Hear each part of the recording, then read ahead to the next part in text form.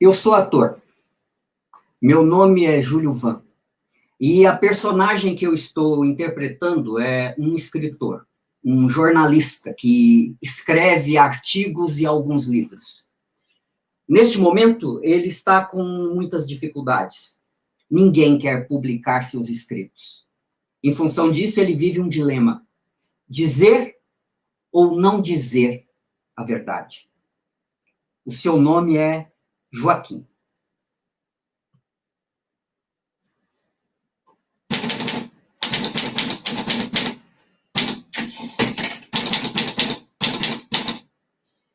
É muito difícil dizer a verdade nos dias de hoje, então nem se fala. Há uma verdadeira indústria da mentira. Pessoas que estudaram, têm formação especializada e se dedicam a fabricar, a produzir mentiras. E isso recebendo salários, financiamentos, subsídios, gratificações. Então, imagine o quão difícil se torna saber o que é e o que não é verdade. A mentira é preparada com esmero e maestria. A inteligência na fabricação da mentira. A verdade não se fabrica. Tem que ser encontrada, revelada. Encontrar a verdade, eis aí uma coisa que exige inteligência. Mesmo que algumas vezes ela esteja na nossa cara.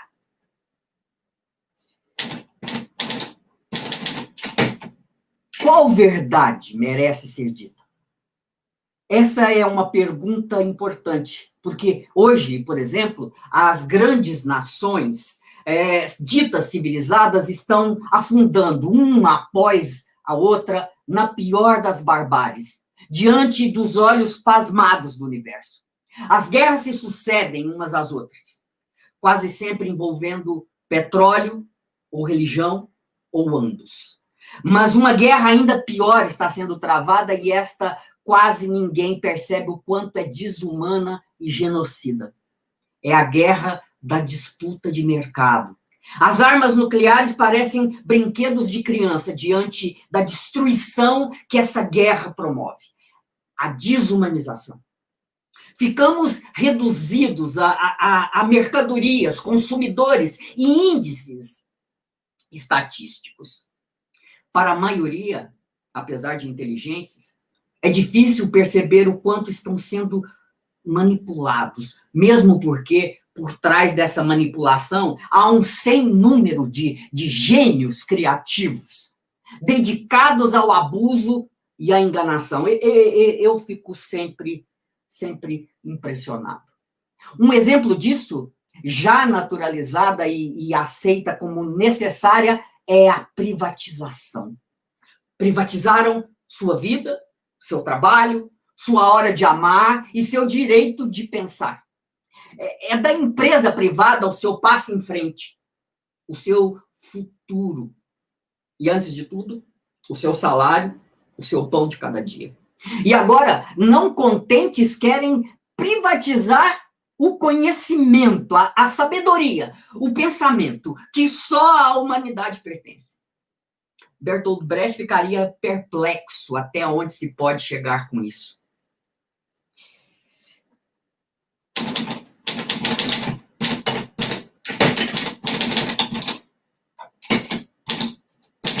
Sabemos que há uma guerra sendo travada, dispondo de meios eficazes de destruição em massa. E isso tem um nome: necropolítica, ou política da morte.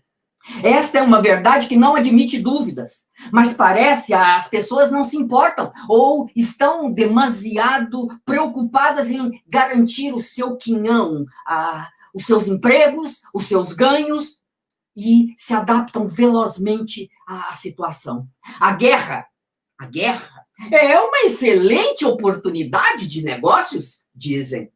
Pode-se comercializar máscaras, respiradores, armas, comida e até mesmo bíblias. Isso também é inteligência. O que é verdadeiro? As cadeiras servem para a gente se sentar e a chuva cai de cima para baixo, certo? Certo? Hã? Muitos escritores escrevem verdades deste gênero. Assemelham-se a pintores que pintam paisagens marinhas bucólicas a bordo de um navio que está naufragando. Falta-lhes coragem de encarar a realidade que está à sua volta? Contudo, eles têm a consciência absolutamente tranquila, desde que suas contas bancárias estejam gordinhas, bem servidas. Mas se o navio afunda, é preciso garantir um lugar nos botes. Os gritos das vítimas são naturais num caso de naufrágio. As pessoas morrem desde sempre. E desde que não seja eu, qual é o problema? É burrice não garantir a minha parte. Inteligência, então, é uma questão de conveniência e oportunismo? Ora, uma cadeira é uma cadeira, e o que mais seria? Ninguém pode impedir a chuva de cair de cima para baixo. Isto é uma verdade incontestável. Mas que importância pode ter isso? Não se encontra aí uma verdade que merece ser dita. Apesar de muitos pensarem ao contrário, dizem. Uma cadeira eu reconheço. Eu sei do que se trata. E também sei da chuva. Mas de política, o que sei eu? Eu tenho que confiar naqueles que me protegem. E quem nos protegerá de tão nobres protetores? Para se encontrar a verdade, é conveniente ter-se um método. Saber-se utilizar do método, isso sim é inteligência, ou pelo menos deveria ser. Mas método só se torna método quando concretamente aplicado. Entretanto, notem bem, as pessoas que só se empenham em anotar os fatos insignificantes são incapazes de tornar manejáveis as coisas deste mundo. As pessoas que apenas são capazes de dizer coisas, generalidades sobre a verdade, não estão à altura desta obrigação. Não basta ter conhecimento da verdade. É preciso saber manejá-la, fazer dela uma arma na luta contra os enganadores.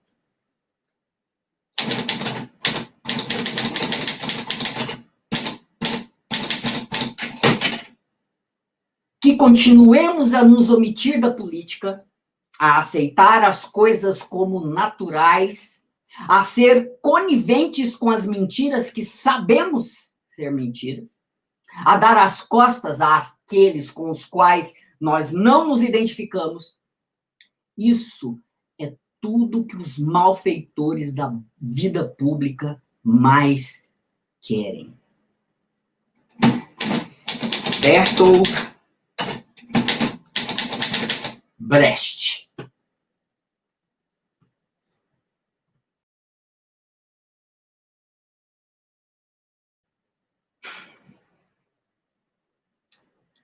Boa noite.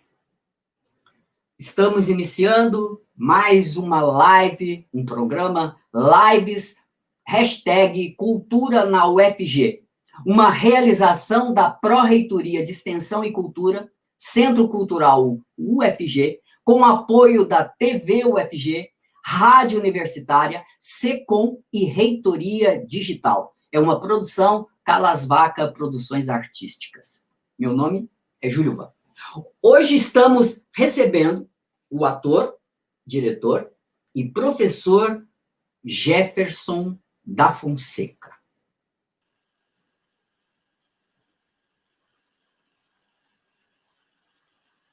Minha alma está repleta em ti, Senhor.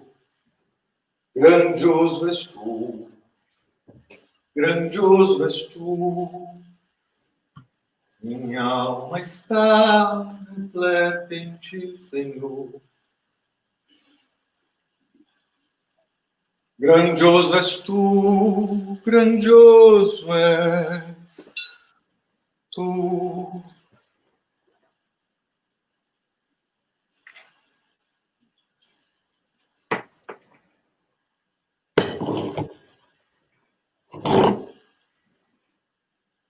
Meu caro Theo, é um pouco a contragosto que lhe escrevo, não tendo feito há tanto tempo e isso por muitos motivos. Até certo ponto você se tornou um estranho para mim e talvez eu também o seja para você mais do que você imagina. Talvez fosse melhor para nós dois não continuarmos assim. Soube em Etan que você tinha me enviado 50 francos. Pois bem, eu os aceitei. Certamente a contragosto, certamente com um sentimento bem melancólico. Mas estou numa espécie de beco sem saída ou de atoleiro. Como fazer de outro modo?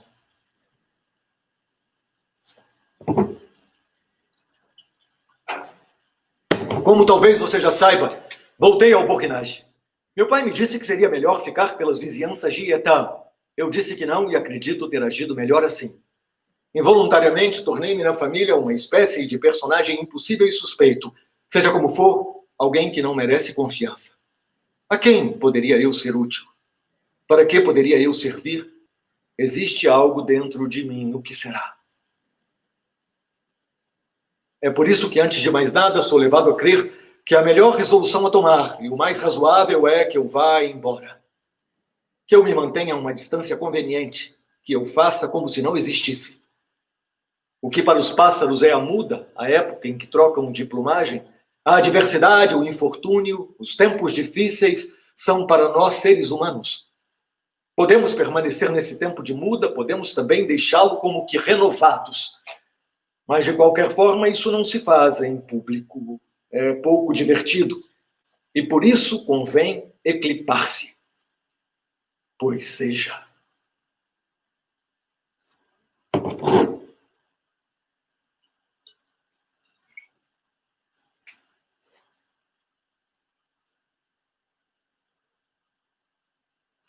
Sou um homem de paixões, capaz de e sujeito a fazer coisas mais ou menos insensatas, das quais às vezes eu me arrependo. Mais ou menos. Muitas vezes me ocorre falar ou agir um pouco depressa demais, quando seria melhor esperar com um pouco mais de paciência. Agora, sendo assim, o que se deve fazer? Devo considerar-me um homem perigoso e incapaz de qualquer coisa? Penso que não. Em vez de me deixar levar pelo desespero, tomei o partido da melancolia ativa enquanto tinha a potência de atividade. Ou, em outras palavras, preferi a melancolia que espera, que aspira e que busca, àquela que, embota e estagnada, desespera. No entanto, é pena que se leve isso a mal. Por exemplo, você sabe que frequentemente eu negligenciei o meu asseio. Eu o admito. Mas veja bem. Veja bem. A penúria e a miséria contribuíram de algum modo para isso.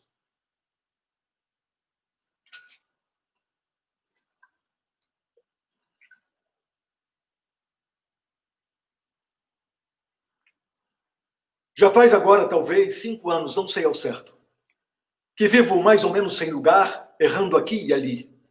Agora vocês me dizem, desde tal ou qual época você caiu, você se apagou, você não fez mais nada. Será que isso é totalmente verdade? É verdade que, ora, ganhei meu pedaço de pão, ora, ele me foi dado por bondade de um amigo. Vivi como pude, nem bem nem mal, como dava. É verdade que perdi a confiança de muitos. É verdade que minha situação pecuniária está num triste estado e que o futuro me é bem sombrio. E é verdade que eu poderia ter feito melhor e que só para ganhar meu pão eu perdi tempo. Mas vocês chamam isso de cair, de não fazer nada? Uma das causas pelas quais eu estou agora deslocado, e porque durante tantos anos estive deslocado, é simplesmente porque tenho ideias diferentes das destes senhores que dão cargos àqueles que pensam como eles.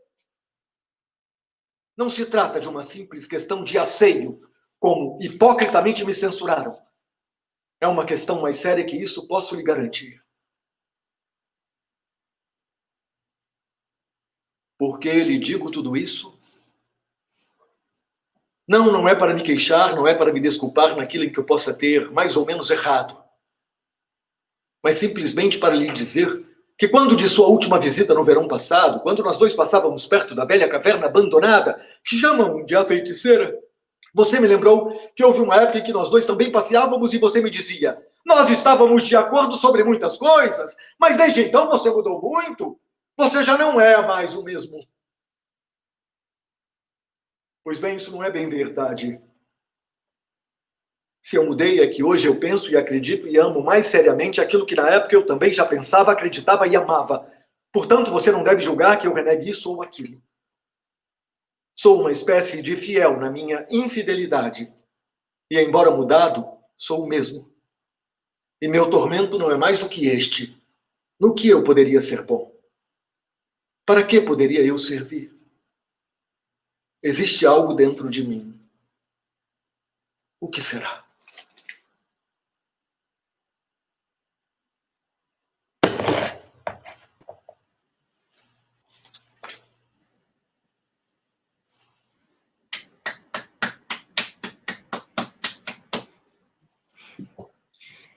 Grande Jefferson, muito bem. Jefferson da Fonseca, ator, diretor, jornalista e professor mineiro de Belo Horizonte. Desde 1992 é profissional de teatro, TV e cinema. É autor de textos críticos, artigos, reportagens e crônicas. Várias de suas histórias foram roteirizadas para o cinema. Escreve também para o teatro e, entre outras peças, escreveu Vincent, um solo de amor, adaptação de cartas do pintor Vincent van Gogh, que ele acabou de apresentar aqui para nós. Como ator, atuou em comédias, dramas, tragédias e vários trabalhos em cinema e televisão. Nós trabalhamos juntos, né, no filme Atrás da Sombra, do Tiago Camargo. Jefferson é mestrando em cinema pela Escola Superior de Teatro e Cinema do Instituto Politécnico de Lisboa, em Portugal. Só para falar do currículo de Jefferson, nós teríamos que fazer assim, uma websérie, né, especialmente para isso, de tanta coisa, tantos trabalhos, né, e é uma honra receber aqui. Muito obrigado, Jefferson, por você ter aceito o nosso convite para participar dessa live. É um prazer ter você aqui conosco. Muito Prazer bom. todo meu, Júlio. Prazer todo meu. Uma alegria enorme estar aqui. Personagem aí, né, que você fez aí para gente, né, o Vincent van Gogh. É um trecho de um espetáculo que já tem aí muitos anos de história, desde 95, e enfim, é uma releitura sempre obrigatória. É meu texto de cabeceira, eu estou sempre recorrendo a ele para me realinhar um pouco com o universo. Muito bom. Então, Jefferson, o que nós estamos vivendo neste momento, né? Quando nós falamos no trabalho de atrizes e atores, nós logo pensamos em personagens, afinal, este é o nosso trabalho, interpretar, representar e apresentar personagens. Mas, ao contrário do que muita gente pensa, não se trata apenas de um talento natural. Nosso trabalho exige técnica, estudo e método.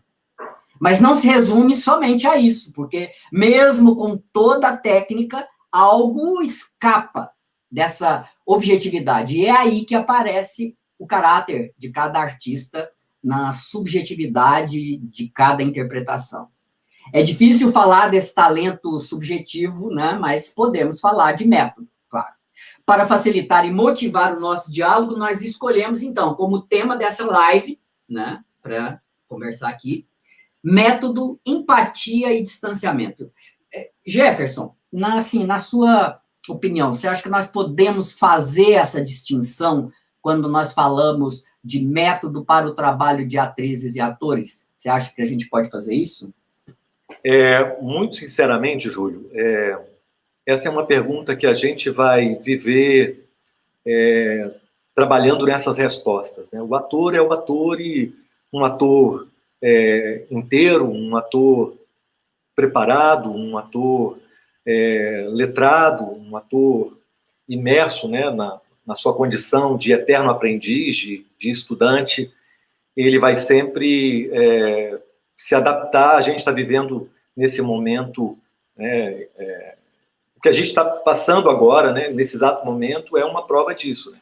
A gente está se reinventando. Então, a gente fala em teatro, TV e cinema, e agora também a gente está falando desse lugar que tem muita gente chamando de teatro digital, enfim. Né? O teatro, ele tem essa capacidade, essa potência, né, de se reinventar, através dos tempos, né, custe o que custar.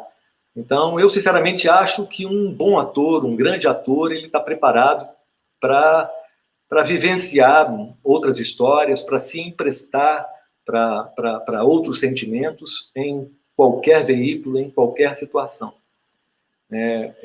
Eu mesmo tenho uma história com o teatro de muito amor e também de muitas dores, né? Porque eu sempre entendi o teatro como esse lugar da reflexão, esse lugar, né, de uma nova compreensão de todos os tempos, um recorte, né, do nosso tempo, um recorte. E nesse momento, eu também comecei a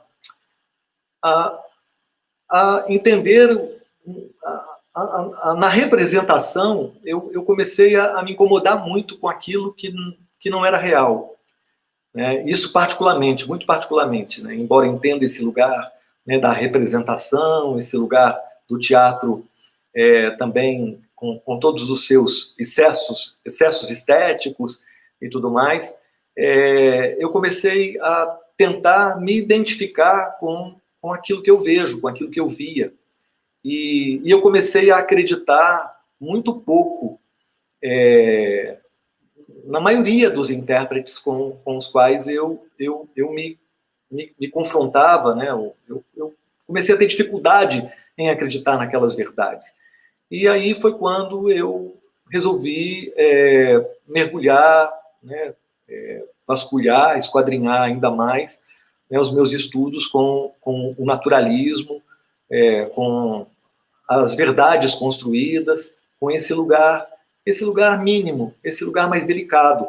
E no teatro, em função da sua condição, né, muitas vezes do tamanho, do espaço, né, da questão da oralidade, da expressividade, o corpo, né, num lugar maior, a voz também num lugar maior, eu descobri que esse lugar não seria no palco, que esse lugar seria mais próximo nos sets, nos salões da criação, onde a câmera tem esse lugar, o recurso tecnológico tem esse lugar de chegar mais perto do áudio, captar melhor a sua respiração, o seu lugar.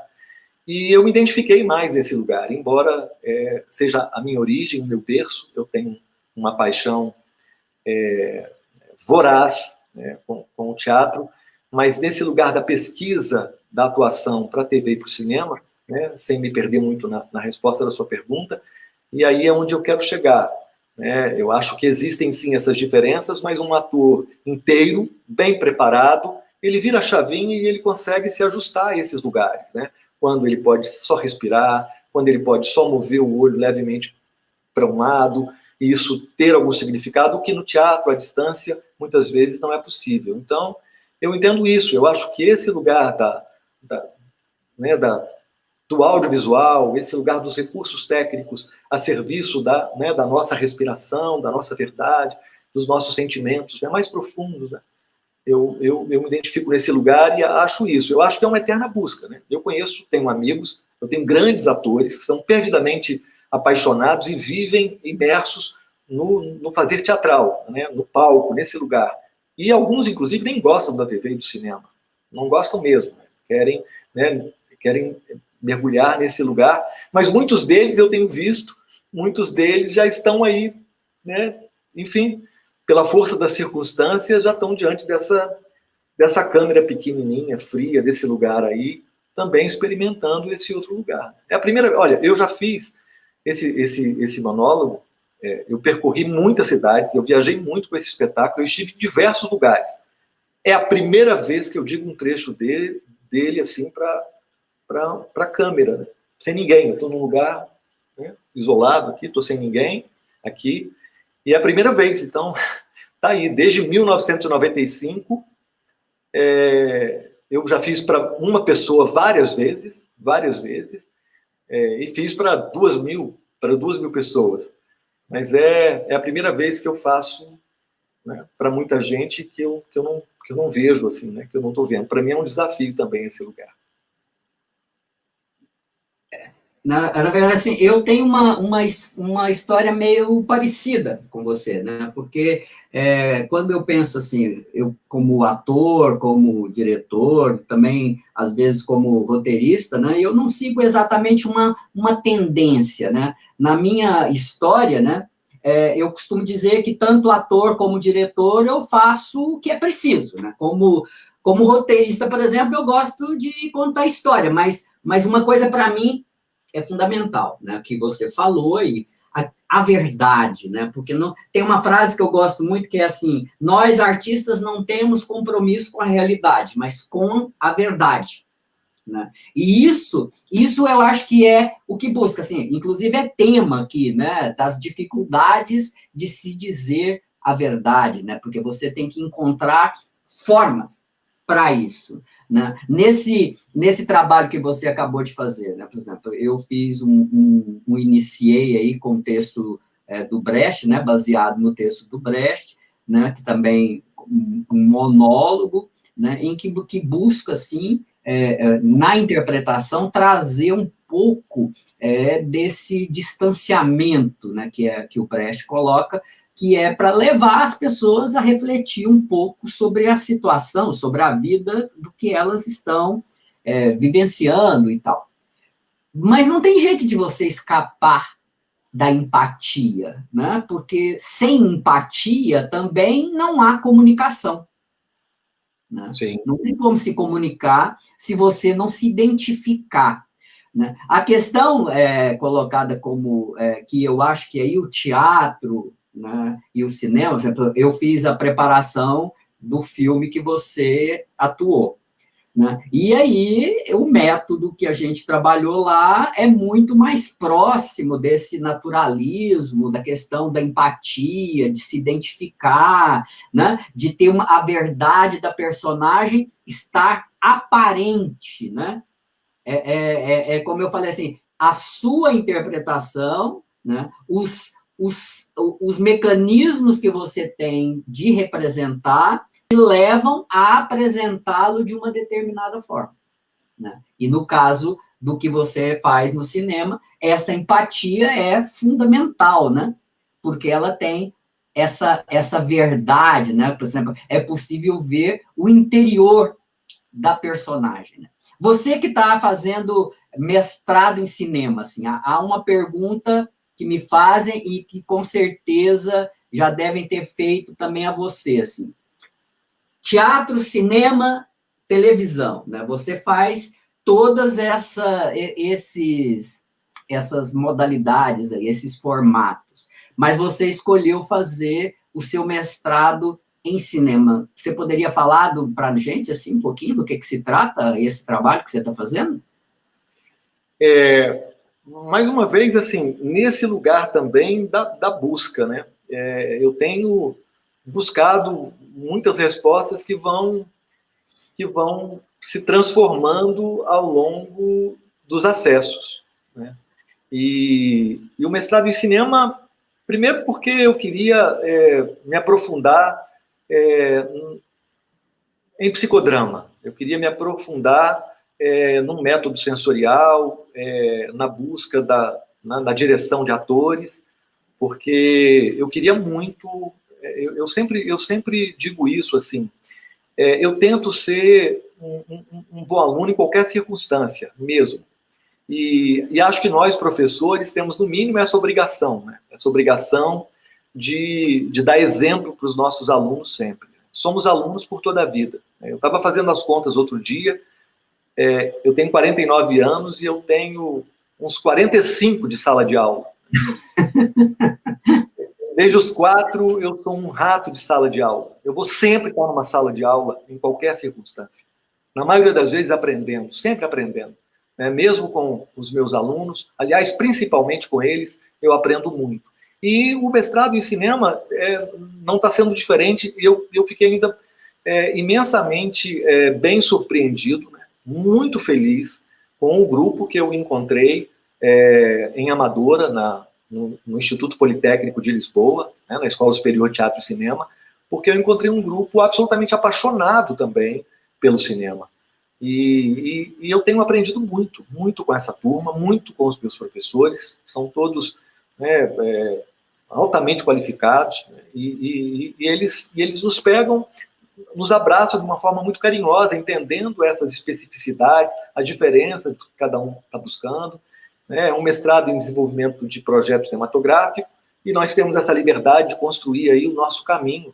E o meu caminho é esse, eternamente, é tentar compreender a verdade, o sentido e a construção do sentido. Eu sempre digo isso, assim, eu acho que na interpretação, nesse entendimento que nós temos, né, do estudo da interpretação, nós não ensinamos ou estamos aprendendo a mentir. Nós estamos aprendendo a construir verdades.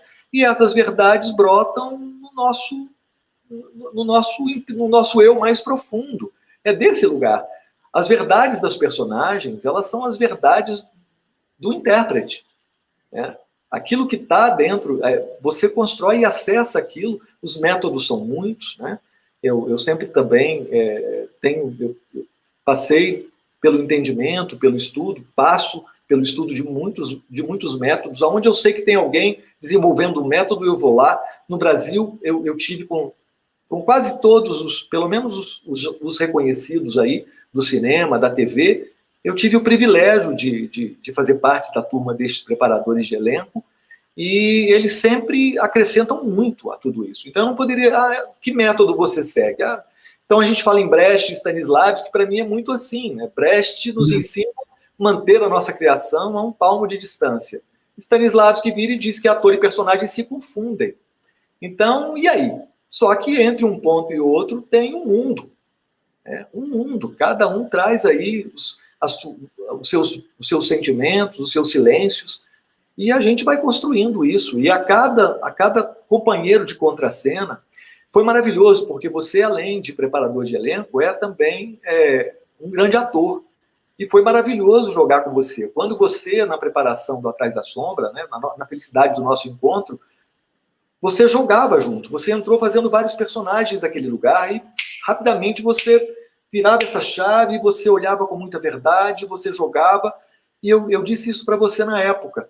Para mim foi incrível, porque você não preparou, não trabalhou ali preocupado com o que a gente ia fazer. Você estava muito atento ao que nós tínhamos para acrescentar. E isso foi bárbaro. Né? Isso é exemplar para mim. Então, quero até fazer um agradecimento de público aqui, porque foi uma preparação de elenco muito potente, muito mesmo. Nessa coisa da preparação, né? Porque, assim, normalmente eu considero 2 pontos, assim, fundamentais, né? Porque a gente está falando aí, né? Qual é o efeito de realidade, né? Que se quer alcançar? Porque o efeito de realidade que você tem no teatro é diferente do efeito de realidade que você tem na televisão e é diferente do efeito que você busca no cinema, né?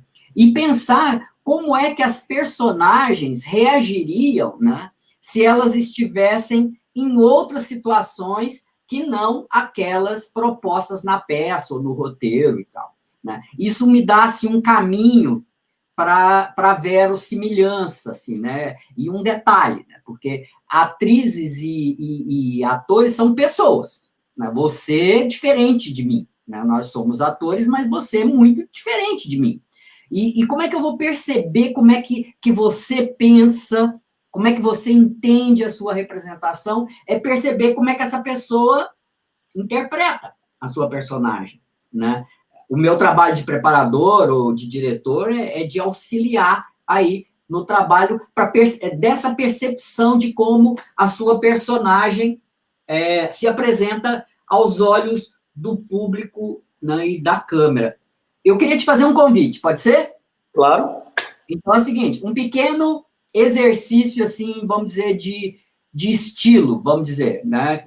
Eu tenho, né, aqui eu te mandei aí um pequeno texto, né, de um trecho de uma peça do Brecht, que é A Vida de Galileu, né? Galileu Galilei, né, que é um fragmento.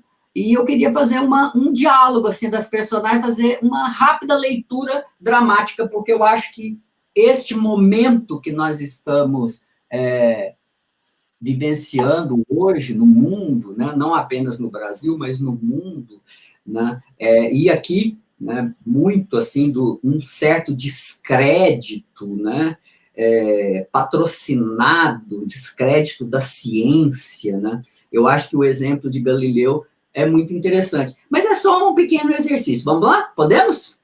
Claro, com um prazer enorme. Então, vamos lá. Eu vou fazer o procurador da Universidade de Pádua. E o senhor Galileu. Galileu. Muito bem. Eu vou botar um chapéuzinho aqui só para fazer de conta que eu mudei de personagem, tá certo? Assim, Tá certo. Fique à vontade, é porque eu gosto, né? Eu perder essa chance aqui de fazer uma firulagem aqui, tá bem? Tá bom. Então, senhor, vamos lá. Vou ligar para o senhor Galileu, que ele tem que me explicar bem o que é que ele está pensando.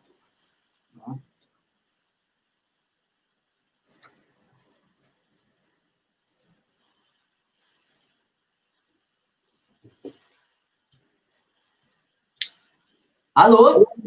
Bom dia. Bom dia, senhor Galileu? Sim? Muito bem, aqui quem está falando é Antonini. Eu sou o procurador da Universidade de Pádua e estou ligando para o senhor para tratar do seu pedido de aumento. O senhor quer ganhar 1.000 escudos? Olha, infelizmente o meu parecer não será favorável. O senhor sabe que os cursos de matemática não garantem frequência à universidade. A matemática, por assim dizer, não é uma arte nutritiva. Não que a República não a tenha na mais alta conta, embora ela não seja tão necessária quanto a filosofia, nem tão útil quanto a teologia. Aos conhecedores, ela proporciona infinito prazer, dizem. Meu caro amigo, com 500 escudos eu não vivo. Olha, mas senhor Galileu, o senhor tem 2 horas de aula 2 vezes por semana. O seu extraordinário prestígio lhe traz quantos alunos quiser. Gente que pode pagar por aulas particulares. O senhor não tem alunos particulares? Senhor, eu tenho demais. Eu ensino e ensino. E quando é que estudo? Homem de Deus, eu não sei tudo com os senhores da faculdade de filosofia. Eu sou estúpido. Eu não entendo nada, de modo que eu sou forçado a preencher os buracos do meu saber. E quando é que eu tenho tempo? Hein? Quando é que eu faço pesquisa? Meu senhor, a minha ciência ainda tem fome de saber. Sobre os maiores problemas, nós ainda não temos nada que seja mais do que hipótese. Mas nós exigimos provas. E como eu vou fazer progresso se para sustentar a minha casa sou forçado a me dedicar a qualquer imbecil, desde que tenha dinheiro, enfiar na cabeça dele que as paralelas se encontram no infinito? Olha, em todo caso, o senhor não esqueça que a República talvez não pague tanto quanto certos príncipes, mas garante a liberdade de pesquisa. Nós, em Pádua, admitimos até mesmo alunos protestantes e lhe damos o diploma de doutor. Quando provaram, senhor Galileu, que Cremonini dizia coisas contra a religião, nós não só não o entregamos à Inquisição, como aumentamos o salário dele. Até na Holanda se sabe que Veneza é a república onde a Inquisição não manda. E isso tem um certo valor para o senhor, que é astrônomo, físico, que trabalha numa disciplina que há muito tempo a doutrina da igreja não encontra mais o devido respeito. Mas Giordano Bruno, os senhores entregaram a Roma, porque defendia a doutrina de Copérnico. Mas não porque ele difundisse a doutrina do senhor Copérnico, que, aliás, está errada, mas porque ele não era veneziano, nem tinha emprego aqui, de modo que o senhor deixe o queimado vivo fora do jogo. Ó, e entre parênteses, por maior que seja a liberdade, é prudente não falar tanto nem tão alto nesse nome, que é anátema oficial para a igreja. Nem mesmo aqui, sim, senhor, nem mesmo aqui nessa live o senhor deve falar. Esta vossa proteção à liberdade do pensamento não é mau negócio, hein? Vocês sugerem que, noutra parte, a Inquisição reina e queima. E vocês arranjam, assim, professores bons e mal pagos. A garantia contra a Inquisição? Vocês se pagam dela pagando os piores salários. É injusto! É injusto! De que lhe serve o tempo livre, o seu tempo de pesquisa, se um monge ignorante da Inquisição for livre também de proibir as suas ideias? Né? Não há rosa sem espinho, senhor Galileu. Não há príncipe sem monges. E de que serve a pesquisa livre sem o tempo livre para pesquisar? E com os resultados, o que acontece? Quem sabe um belo dia o senhor mostra aos cavaleiros do conselho esta pesquisa sobre a lei da queda dos corpos? Esta pesquisa aqui que tem em mãos? O senhor consegue imaginar o peso do que tenho em mãos? Hein? E pergunta se isso não vale aí. Eu lhe pergunto e não vale uns escudos a mais. Vale infinitamente mais, senhor Galileu, infinitamente mais. Infinitamente não, senhor. Infinitamente não. 500 escudos, é só o que lhe peço. Olha, vale escudos somente o que rende escudos. Se o senhor quer dinheiro, precisa produzir outras coisas. O senhor não pode comprar mais pelo saber que vende, do que ele rende a quem o compra. Por exemplo, a filosofia do senhor Colombo vende em Florença, rende pelo menos 10.000 escudos anuais ao príncipe. A sua lei da queda dos corpos levantou poeira. É verdade, o senhor é aplaudido em Paris, em Praga, mas as pessoas que o aplaudem não pagam o que o senhor custa à Universidade de Pádua. A sua desgraça, prezado Galileu, está na sua especialidade, ora bola. Eu entendo. Liberdade de comércio, liberdade de pesquisa, liberdade de comerciar com a pesquisa, é isso? Olha, senhor Galileu, que maneira de ver as coisas. O senhor me permita dizer que eu não entendo bem as ironias. Eu não vejo por que desprezar a prosperidade comercial da nossa república. E como procurador da universidade que sou, há muitos anos não acompanho também essa maneira, digamos, frívola de falar da pesquisa. O senhor considera a situação lá fora. Pense no chicote que escraviza a ciência em certas cidades. Nessas cidades, rasgaram couro de velhos livros para isso, para fazer chicotes.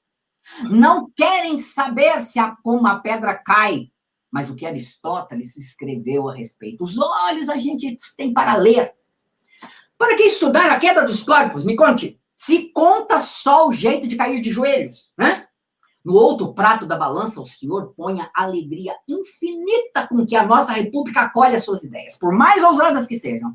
Aqui o senhor pode pesquisar, o senhor pode trabalhar, ninguém vigia os seus passos, ninguém o oprime. Os nossos comerciantes que lutam contra a concorrência sabem quanto vale um pano de melhor qualidade. Em consequência, ouvem-no com simpatia quando o senhor reclama uma física melhor. Aliás, a própria física deve muito ao clamor por um tear melhorado, por uma fábrica melhorada.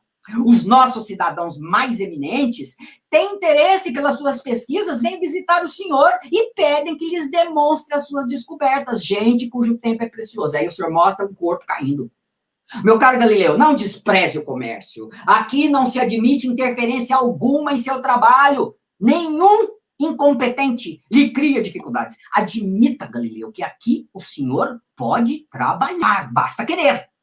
Como não? E quanto às condições materiais, o senhor faça uma outra coisinha bonita, como aquele seu excelente compasso proporcional, que mesmo ao leigo em matemática permite tirar linhas, determinar o juro do juro de um capital, reproduzir em escala ampliada ou diminuída a planta de um imóvel, estabelecer o peso das balas de canhão. Isso sim é uma coisa útil.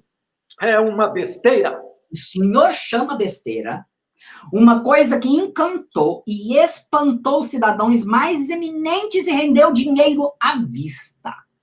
Eu ouvi dizer que o próprio Marechal Grit é capaz de tirar uma raiz-quadrada com seu instrumento. De fato, é milagroso. Em todo caso, o senhor me fez pensar. Talvez eu tenha alguma coisa do gênero que lhe interessa. Ah, é? Ó. Seria a solução. Galileu, nós sabemos que o senhor é um grande homem. Grande, mas insatisfeito, se me permite dizer. Eu sou insatisfeito. Uma razão para vocês me pagarem mais, se fossem mais inteligentes. Pois eu estou insatisfeito comigo mesmo. Mas em vez disso, vocês fazem tudo para que eu fique insatisfeito com vocês. É verdade, meus senhores de Veneza, que eu gosto de usar o meu engenho no vosso famoso arsenal, nos estaleiros e na fundição de canhões. O arsenal põe em questões a minha ciência que a levariam mais adiante. Mas vocês não me dão tempo de especular. Vocês amarram a boca ao boi que está trabalhando. Eu tenho 46 anos e não fiz nada que me satisfizesse. Olha, nesse caso, eu não vou incomodá-lo mais. Passar bem, senhor. Muito obrigado por isso também. Ah, muito obrigado.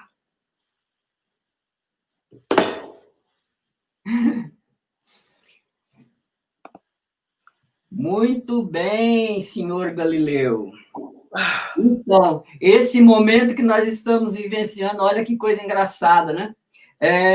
Naquele momento lá, a ciência estava em profundo descrédito, pelo menos a ciência que não se preocupasse com ganhos financeiros, né? Que coisa, parece que não mudou muito, né? Parece que o tempo passou e não mudaram muito as coisas. Senhor, né? Essa é uma das coisas que a gente está aqui, né? Como dizer a verdade, né? O teatro, cinema e a televisão são maneiras, né, que a gente tem de dizer a verdade ou não. Nesse ponto aqui, Jefferson, eu acho que é um momentinho para a gente conversar um pouquinho, né, com os nossos participantes, né? Nós temos pessoas que estão aí assistindo, né, as nossas lives, né? Deixa eu ver aqui, deixa eu colocar meus óculos para eu poder enxergar a tela aqui agora, né? Esse é o momento. É bom, tem muita gente aqui falando parabéns, saudade. Olha, a Roberta Santos Lima diz que está com muita saudade de ser dirigida por você, diz que é um privilégio, né? É muita gente aqui bacana. Então, tem uma pergunta aqui. O que faz o método? Então, essa é a pergunta do Milé. O que faz o método, então, né? A reinvenção também se apresenta nele, no método? É uma boa pergunta. O que você acha, Jefferson? Uma excelente pergunta, professor. O método, enfim, o método ajuda ao sistema, né? Nós precisamos sistematizar, né? Nós precisamos, de certa forma, tomar nota, de certa forma, organizar as nossas vivências, né? Sempre, em cada aprofundamento, a gente acaba tendo acesso a tantos professores, a tantos preparadores ao longo da carreira, a tantos diretores de cena, diretores de atores, né? Há uma profunda diferença entre o diretor de cena e o diretor de atores. Então, a gente sistematiza isso. Eu, particularmente, e também conheço muitos companheiros de cena, que têm o hábito de rubricar, de trabalhar muito o texto, de anotar depois de cada ensaio, né, tópicos, gatilhos, palavras que nos remetem àquele processo. A gente sistematiza o método sensorial, de certa forma, também, essa questão dos valores que nós temos ao que faz parte daquela criação, figurino, né? Tem uma história, os cheiros, a música, as luzes, o espaço, o desenho. Então, a gente sistematiza, e o método fazemos isso com ele, né? Nós nos apropriamos, à medida que é um sentimento, é muito particular, eu sempre digo isso, porque é muito particular mesmo, né? Nós podemos ter acesso a infinitas possibilidades de sistema, e eu, particularmente, não conheci ninguém que pegou o sistema do outro e vive o sistema do outro a carreira inteira, né? Aliás, quem faz isso seguramente tem muitas dificuldades, porque o que funciona para um pode não funcionar para o outro. Então, eu acho que nós, eternos estudantes da cena, né, da construção da verdade, a gente vai montando o nosso sistema. E chega um ponto, a nossa vida, né, o ator, o trabalho do ator é tão magnífico, é tão divino, né, uma conexão com o divino mesmo, porque até aquele que diz que não tem sistema e método, tem. Ele tem aquilo guardado no seu jeito de lidar, no jeito de escutar, de transformar. Aquilo está sistematizado de alguma forma na sua memória, né? Na sua memória mais profunda, né? Nesse conjunto de saberes, nessa troca. Né? A gente, se Deus nos permitir 100 anos de vida, e lá no seu 100º ano de vida, você está esperando Godot ali, você seguramente está aplicando o que você aprendeu na sua memória recente, na preparação daquele diretor, jovem diretor que saiu da universidade, tem 20 e poucos anos, e chega perto desse sujeito centenário e diz, olha, eu fico até constrangido em dirigir o senhor, mas eu estava pensando que a gente podia fazer assim, esse personagem, talvez ele pudesse nesse momento fazer isso, e você, sábio lá, com 100 anos, com um pouco de sabedoria, pode ouvir, puxa, eu não tinha pensado nisso, vou experimentar, e você acaba ali somando algo mais, com 100 anos de história, com 100 anos, né? 90 aí de carreira, você começou aos 10 anos de idade, você acrescentou algo ali ao seu sistema e vai ser assim até quando você se encantar. Então, eu acho isso, é muito importante esse sistema, né, particular. Eu fazia teatro antes de entrar para a universidade, assim, né? E o tempo do teatro que eu tive antes era fazendo teatro infantil, porque eu era garoto, né? Até adolescente, iniciar a adolescência. E na adolescência eu comecei a fazer teatro que na época falava teatro de vanguarda, né? Uns textos assim bastante panfletários, porque a gente estava em plena ditadura, assim, né? Era uma situação difícil e tal, e a gente fazia isso. Quando eu fui para a universidade, que eu comecei a estudar um método lá do Stanislavski, do teatro realista e tudo mais, e, paralelamente, aulas sobre teatro expressionista, e aí aparece o Bertolt Brecht e tudo mais, nos primeiros momentos eu fiz uma certa confusão, assim, né? Porque eu achava que as coisas eram extremamente diferentes e tudo mais. Mas eu sou muito, assim, racional. Eu gosto de pensar muito aquilo que eu estou fazendo, né? Eu não me atiro, assim, completamente no sentido de, me joga, né? Eu levo um tempo para isso. E isso sempre, então, ter um método sempre foi uma coisa que, para mim, foi fundamental, né? Então, para mim, aprender a técnica, né, não garante que você vai conseguir interpretar de maneira verdadeira e tal, né? Porque não é só a técnica, né? A técnica tem que se encontrar com esse elan, com essa sensibilidade que você tem de se emprestar, né? De se jogar, de se entregar, né, nessa história. Então, para mim, o método se configura no encontro, nesse encontro, né? É quando você se apropria da técnica, né, e transforma ela em ação concreta, né? Então, teatro, principalmente, fala assim, teatro é o local de onde se vê, né? Então, você precisa apresentar algo, né? Você precisa mostrar algo ali, né?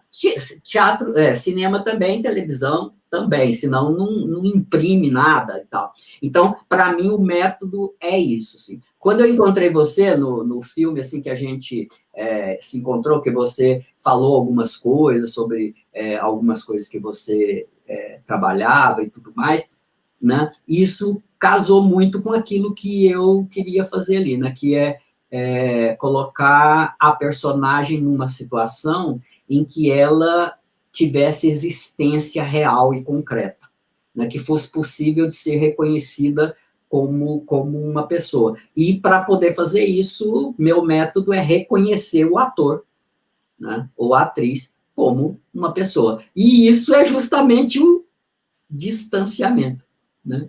Então, para haver empatia, tem que haver distanciamento. Para haver distanciamento, tem que haver empatia. Então, para mim, fica as duas coisas aí.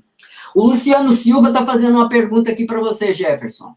O que você encontrou em Portugal no que tange a formação?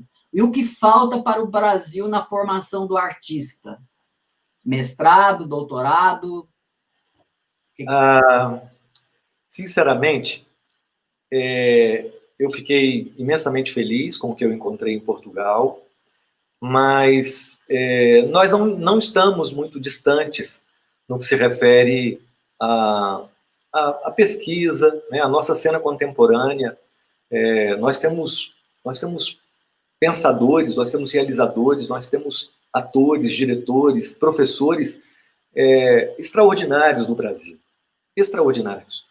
O que de fato eu encontro em Portugal e o que me faz tentar de alguma forma, enfim, contribuir, se possível, aqui no Brasil, é o acesso à formação, é o entendimento da cultura como um bem maior, como um bem essencial.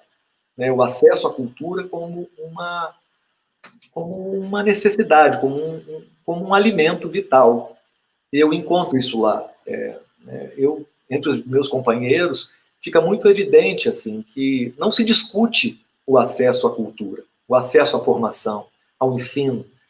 Isso fica muito claro para mim, o quanto o ensino, a formação em arte pode melhorar a vida das pessoas, pode melhorar na formação de grandes cidadãos, de sujeitos que têm empatia, que se identificam com as questões mais urgentes, que têm cuidado uns com os outros.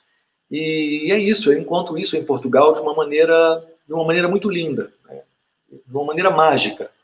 E eu gostaria muito, é um sonho, de ver o Brasil também nesse lugar, trazendo o próprio Brecht para a questão. Eu acho que nós não temos que ficar aí defendendo o óbvio.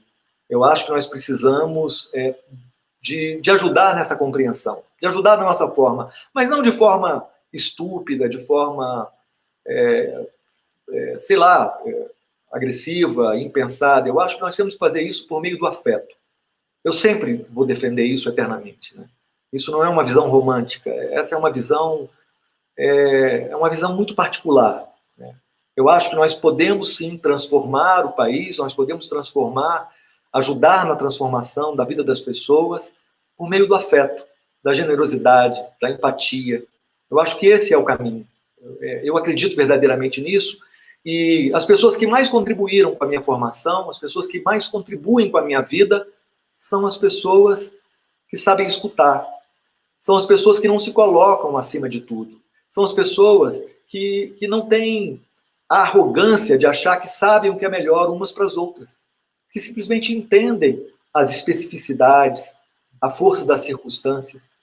E é isso que me move, e é isso que eu tento dividir com todos os meus colegas de estudo, não só os meus companheiros alunos, mas os meus companheiros colegas de sala de aula, como aluno também. Eu acredito no afeto como uma solução para a maior parte dos problemas que nós vivemos.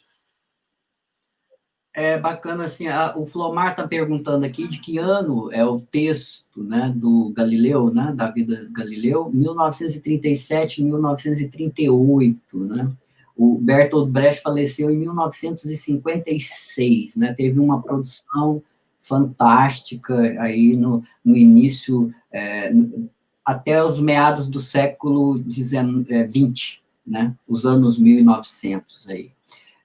Infelizmente, assim, porque nós temos um tempo aqui, a gente fala assim, a gente faz meia hora, passa voando, faz uma hora, passa voando, quando a conversa é boa, mas nós estamos já nos finalmente da nossa live de hoje, infelizmente, E aí, Jefferson, eu, sim, estou emocionado aqui, assim, eu muito agradecido, porque foi um prazer enorme receber você aqui conosco, eu tenho certeza que ficou um gostinho de quero mais, acho nem um gostinho, um gostão, de quero mais, e esperamos poder ter você aqui conosco em outras ocasiões, né? Porque, com certeza, nós vamos nos encontrar mais vezes, né? Vamos trabalhar juntos aí, já temos, pensando aí, né, convites para a gente poder estar junto, né? Outras lives aí para frente, eu acho que a gente pode combinar de retomar, né? A gente vai seguir,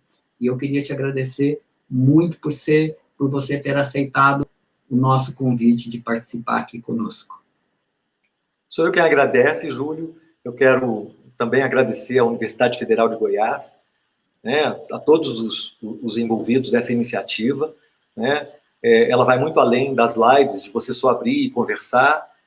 Parabéns para todos vocês que apostaram nesse formato, né, esse formato do improviso, um pouco da cena, enfim, e temas tão fundamentais aí, né, que vocês vêm abordando, trouxeram. E é isso, cara. Enfim, contem comigo, assim como eu também conto com você aí, né? A gente construiu, Deus promove os encontros e o resto é com a gente, né? Eu acho que ele já promoveu o nosso encontro, essa caminhada agora por nossa conta. E me daria imenso prazer, imensa alegria que a gente se reencontrasse aí nessa nossa jornada de conhecimento. Mais um pouquinho aí vamos mais um pouquinho de cartas à Tel, só para a gente fechar com... Vamos, eu tô assim, me ajustando a esse novo formato, e como é uma hora de cor, são muitas páginas, e aí eu me perco. Aliás, eu até te peço desculpas, porque na primeira parte eu acho que eu acabei me excedendo também lá, e isso pode ter prejudicado o roteiro. Aí, para não correr esse risco, já que nós estouramos aí a 1 hora, eu vou fazer uma leitura de um trecho aqui, que seria, eu acho que talvez seja bem apropriado para o momento. Bacana. Pode ser? Tá com você, Jefferson.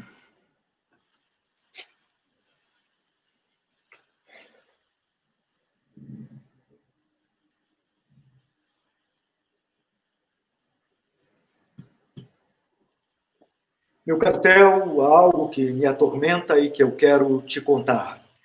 Talvez você já esteja a par e eu não lhe conte nenhuma novidade. Eu queria lhe dizer que neste verão eu comecei a amar a prima K. Mas quando me declarei, ela me respondeu que seu passado e seu futuro permaneciam inseparáveis para ela e que jamais ela poderia corresponder aos meus sentimentos. Tive então que resolver um terrível dilema: resignar-me a este jamais, não jamais, ou considerar a coisa como não resolvida, guardar boas esperanças e não me resignar.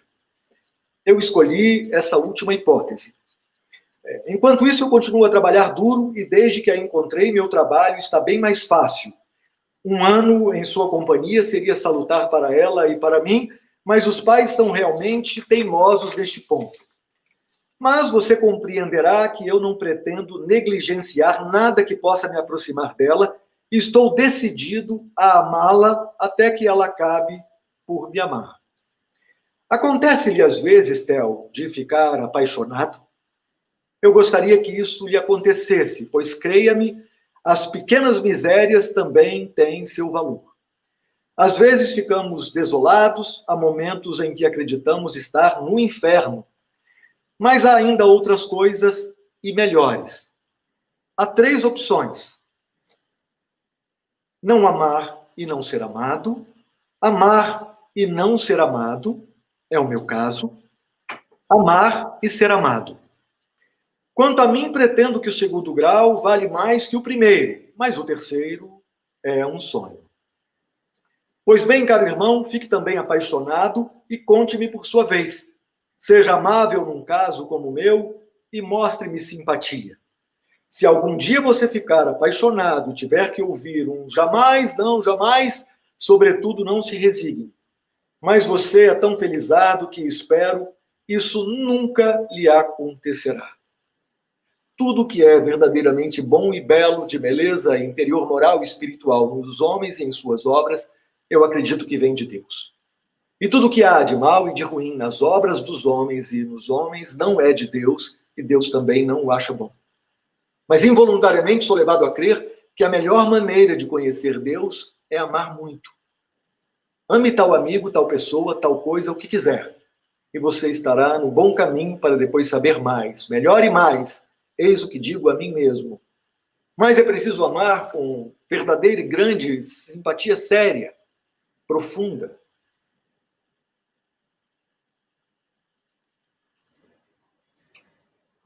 Muito obrigado, Jefferson. Maravilhosa a sua participação.